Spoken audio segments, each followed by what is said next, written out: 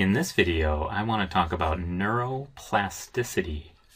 Neuroplasticity refers to how the nervous system changes in response to experience. Because the nervous system isn't set in stone, it's constantly changing. For instance, when we form new memories or when we learn new things. And we have only a very limited understanding of how this happens, but at the level of the cells of the nervous system, we know a few things that go along with neuroplasticity. So one way to define this term is that it refers to changes in synapses and or other parts of neurons that affect how information is processed and transmitted in the nervous system. Neuroplasticity goes in both directions. The strength of information flowing through a particular part of the nervous system can increase, which we call potentiation. Potentiation.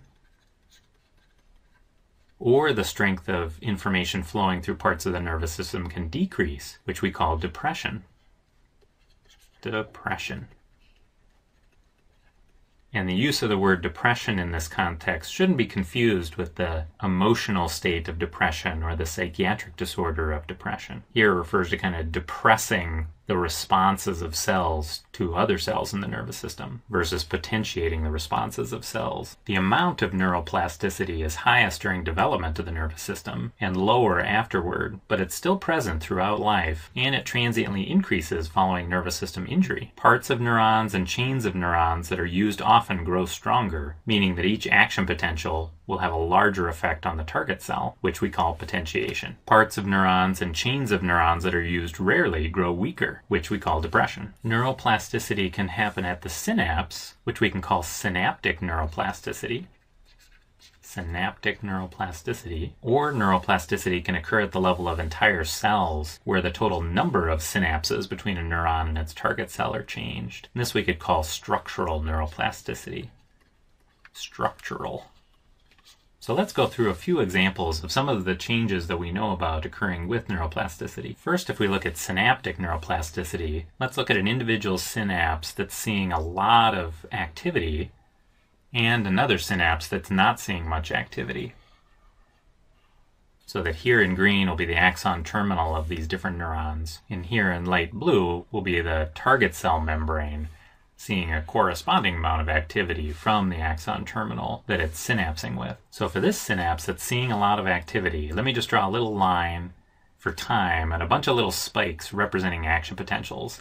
So we'll say that these are all action potentials, and there's just lots of action potentials coming down this axon, so that this axon terminal is frequently releasing neurotransmitter into the synaptic cleft and frequently stimulating the target cell by lots of neurotransmitter binding to the neurotransmitter receptors on the target cell membrane, on the postsynaptic membrane. Well, several changes can happen at the level of this individual synapse for synaptic neuroplasticity that are potentiation, meaning that each individual action potential will start to elicit a larger response in the target cell. One change that can occur is that for each action potential reaching the axon terminal, more neurotransmitter may be released into the synapse, so that a bigger response is going to be seen in the target cell because more neurotransmitter is released from the axon terminal with each action potential coming down the axon. Or the change may occur on the postsynaptic membrane. There may be an increase in the number of neurotransmitter receptors in the postsynaptic membrane,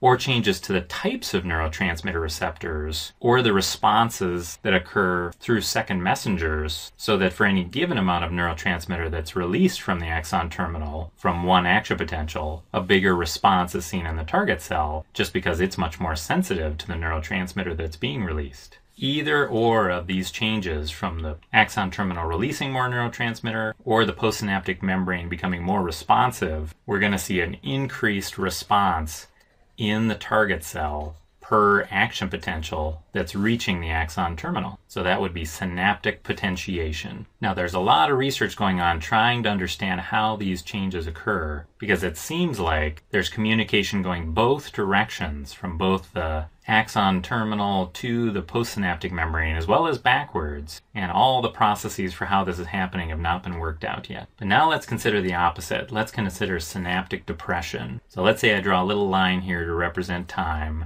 And let's say we're having very few action potentials, just the occasional action potential. I'll just show this little spike here. And we're just not having much activity. We're not having many action potentials reach this axon terminal. So basically the opposite responses that can happen with synaptic potentiation. With synaptic depression, we may see that the amount of neurotransmitter released from the axon terminal decreases per action potential, so that for each action potential, less neurotransmitter is released into the synaptic cleft. Therefore, there'll be less of a response in the target cell. And or we could see that the neurotransmitter receptors may decrease in number, so that maybe we had more neurotransmitter receptors to begin with, and that some of those go away. So we have a smaller number of receptors, or changes to the receptors to some less responsive kind of receptor, or changes to second messengers, so that the target cell just doesn't respond as much to any given amount of neurotransmitter. So with either of these changes, we'd see less of a response in the target cell to an action potential reaching the axon terminal. Now, in addition to these changes at the level of individual synapses with synaptic neuroplasticity, we can also see changes in the total number of synapses between a neuron and its target cell that we can call structural neuroplasticity. So for example, let's consider a couple of chains of neurons. So let me draw couple of neurons in a chain for each of these examples, the potentiation and the depression. And let's say they start out looking pretty similar. They both have about the same amount of dendritic branches, and the length of their dendrites are about the same. I'll just leave the dendrites off this one, and we'll say that we have about the same number of axon terminals coming out and forming synapses between this neuron and this other neuron, which will be its target cell in this situation. Now I'll just draw a little axon on the target neuron as well. So if these two neurons are firing together frequently, if this neuron is firing lots of action potentials and this neuron is firing lots of action potentials in response to this neuron stimulating it, we can see an increase in the number of synapses between these two. And we can see that from the dendrites. We could see the dendrites getting longer or growing more branches, so they become more complex trees of dendrites. Or we could see that from this presynaptic neuron, it could start sprouting more axon branches and terminals so that it's forming more synaptic connections with the dendritic tree over here. So with this kind of structural potentiation, both of these neurons are sprouting lots more little branches. They're either sprouting axon terminals or sprouting more dendritic branches. So I'll just write that down here, that we're doing lots of sprouting.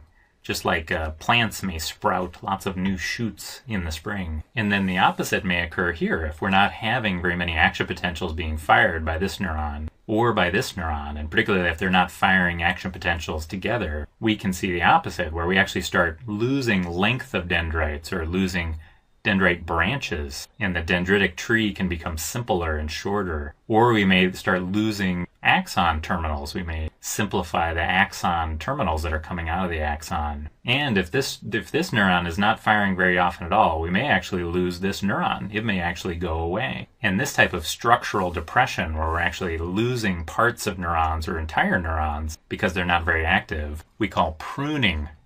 Again, just kind of like plants, if you're kind of pruning pieces off a plant so that it has less twigs or branches, it's the same idea. Now, both potentiation and depression can happen over a wide spectrum of time, and we often kind of divvy it up into short-term changes, such as on the order of seconds or minutes, or long-term changes that can be months, years, or even decades. And synaptic neuroplasticity can contribute to both short-term and long-term potentiation or depression. And then these structural changes tend to go along with more long-term potentiation or depression. And I think you could imagine how by changing the strength of information flow through individual synapses or between cells, by changing the total number of synapses that there are, that neuroplasticity can play a very important role in development of the nervous system as it's wiring itself together based on the experience that the nervous system is receiving during its formative time. And also this plays a huge role in memory and learning and recovery from injury to the nervous system when it's kind of trying to wire itself back together after it's been injured. So these are a few of the things we know about neuroplasticity, but there's a lot more that we don't understand yet. And there's still a lot of research going on trying to understand how all these processes happen and how they contribute to all these amazing functions of the nervous system that can change over time.